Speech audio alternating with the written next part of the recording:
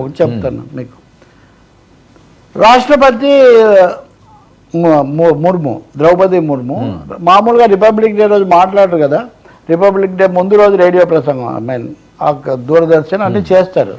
ఆ ప్రసంగంలో ఏమంటారు ఆమె, జమిలీ ఎన్నికలు ప్రభుత్వం సాహసోపేతమైన నిర్ణయాలు తీసుకుంటుందట, ఇలాంటి ప్రతిపాదనలు తేవడం చాలా సాహసంతో కూడినటువంటిది, ఈ జమిలీ ఎన్నికల వల్ల ఖర్చు తగ్గుతుంది, జమిలీ ఎన్నికల వల్ల పరిపాలనా సౌలభ్యం. అసలు రాష్ట్రపతి గారికి ఏం సంబంధం అండి?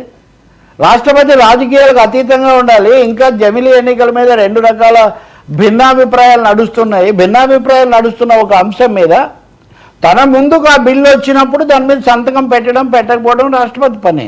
అంతేగాని బిల్లు ఇంకా లోక్సభ లేదా రాజ్యసభ పార్లమెంట్ ఆమోదించకముందే అది మంచిది అని రాష్ట్రపతి చెప్పడం అంటే ఒక సైడ్ తీసుకోవడమే కదా. జమిలీ ఎన్నికల వల్ల ఖర్చు తగ్గుతుందని ఒకటే పాట పాడుతున్నారు దేశం అంతా. వర్మ, మన వీక్షకుల సౌలభ్యం కోసం నేను ఒక వివరణ ఇస్తాను సార్.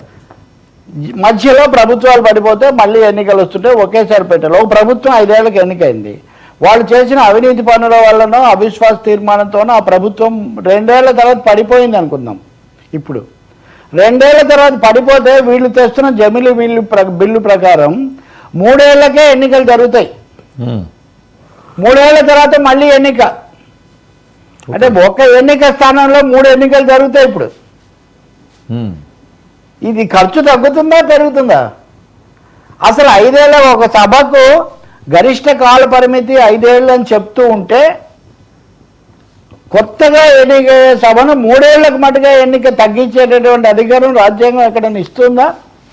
ఒక్క ఎన్నిక పోయేదా, ఏది ముక్కు ఎక్కడ ఉందంటే ఇలా తిప్పి చూపించినట్టు.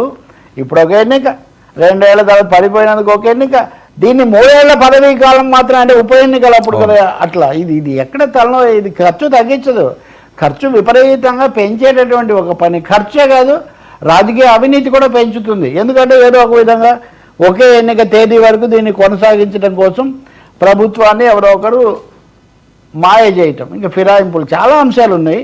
అవన్నీ ఒక ఎత్తు అయితే అసలు రాష్ట్రపతి గారు రాజకీయ రంగంలో వివాదాస్పదంగా ఉన్న అంశం మీద మాట్లాడవచ్చున్నా. అసలు బీజేపీ వాళ్ళు రామ్నాథ్ కోవింద్ను పెట్టారు కమిటీకి. మాజీ రాష్ట్రపతులు కూడా రాజకీయాల్లోకి రాకూడదు, రాష్ట్రపతిని మాజీ రాష్ట్రపతిని కూడా రాజకీయాల్లోకి లాగేస్తున్న పరిస్థితి బండి సంజయ్ మాటల్లో కూడా మనకు అదే కనిపిస్తుంది. కేంద్రీకృతమైన ఇది చాలా ఎక్కువైపోతున్న పరిస్థితి. ఇది ఇంకోసారి చూద్దాం.